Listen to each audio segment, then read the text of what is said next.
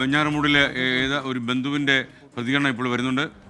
പൊതുരീതി എന്ന് പറഞ്ഞാൽ ആൾ സൈലന്റ് ആണ്. എല്ലാ നാട്ടുകാർക്ക് ചോദിച്ചു, എൻ്റെ ഇവിടെ ചോദിച്ചില്ലെങ്കിലും അറിയാം, നാട്ടുകാർക്ക് എല്ലാവർക്കും അറിയാം. ഈ ഒന്നും പറയാൻ മനസ്സിലാവും, അത്ര നല്ല പയ്യനാണ്. അവസ്ഥ എന്ത് പറയാണെന്ന് എനിക്കറിയില്ല. തളർന്ന് കിടക്കുകയാണ്. തലയൊക്കെ സംസാരമൊന്നും ക്ലിയർ ആവില്ല. മൊത്തം ഒരുപാട് മുറിവാണ്. സംസാരം ക്ലിയർ ആവില്ല. മൊത്തം നീരടിച്ച്. സാമ്പത്തിക പ്രശ്നം വേറെ ഈ ചില്ലറ കടങ്ങളുള്ള അളിയന് പിന്നെ അവിടെ വന്ന് കച്ചവടം നടത്തിയപ്പോൾ ഇത് ബുദ്ധിമുട്ടായി. അങ്ങനെയുള്ള ഇതൊക്കെ ഉള്ളു. പിന്നെ ബാങ്കിലെ 1-2 ചില്ലറ കടങ്ങളൊക്കെ ഉണ്ട്, അതേ ഉള്ളൂ. അല്ലാതെ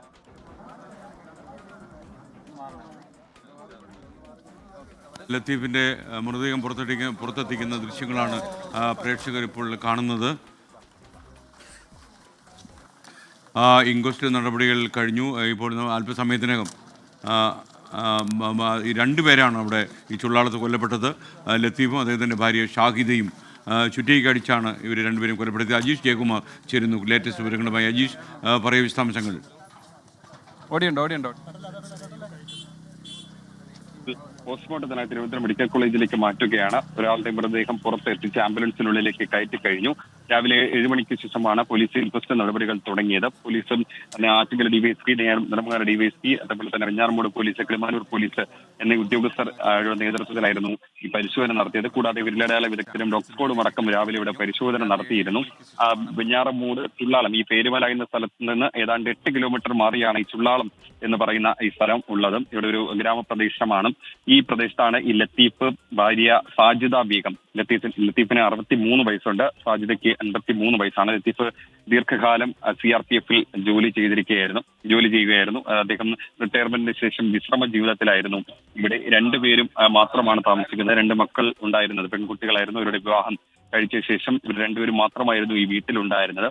പോലീസ് പറയുന്നതനുസരിച്ച് ഈ ദീർഘനേരത്തെ പരിശോധനയ്ക്ക് ശേഷം പോലീസിന്റെ ഒരു പ്രാഥമിക നിഗമനം എന്ന് പറയുമ്പോൾ ഇന്നലെ 1 മണിക്ക് ശേഷമാകാം ഈ പ്രതി അഫാൻ ഇവിടെ എത്തിയത് എന്നാണ്. 1 മണിക്ക് ശേഷം എത്തിയതിനു ശേഷം ചുറ്റിക കൊണ്ട് ഇരുവരെയും അടിച്ച് കൊലപ്പെടുത്തി. ഇതിൽ ലത്തീഫിന്റെ മൃതദേഹം ഹാളിലെ സോഫയിലായിരുന്നു കണ്ടെത്തിയത്. സോഫയിൽ ഇരിക്കുന്ന നിലയിലായിരുന്നു ലത്തീഫിന്റെ മൃതദേഹം ഉണ്ടായിരുന്നത്.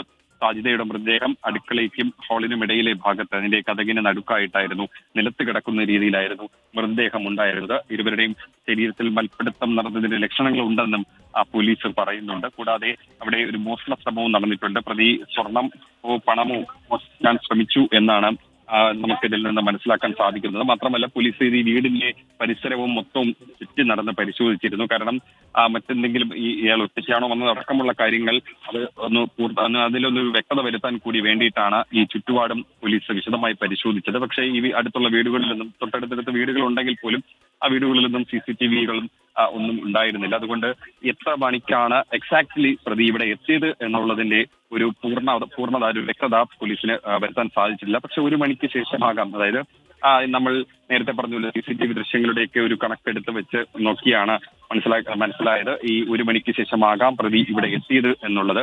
മാത്രമേ ഇനി പോസ്റ്റ്മോർട്ടം ചെയ്തതിനു ശേഷം മാത്രമേ മരണകാരണം, മാത്രമല്ല ഏതാണ്ട് സമയം മരിച്ച സമയമൊക്കെ വ്യക്തമാവുകയുള്ളൂ. അതുകൂടി ചേർത്ത് വായിച്ചുമാണ് ഈ പ്രതി ഇവിടെ എത്തിയ സമയമൊക്കെ പോലീസിന് തിട്ടപ്പെടുത്താൻ. എന്തായാലും മൃതദേഹങ്ങൾ ഇവിടെ നിന്ന് അല്പസമയത്തിനകം പോസ്റ്റ്മോർട്ടത്തിനായി തിരുവനന്തപുരം മെഡിക്കൽ കോളേജിലേക്ക് കൊണ്ടുപോകും. 2 പേരാണ് ഇവിടെ കൊല്ലപ്പെട്ടത് ദാരുണമായി.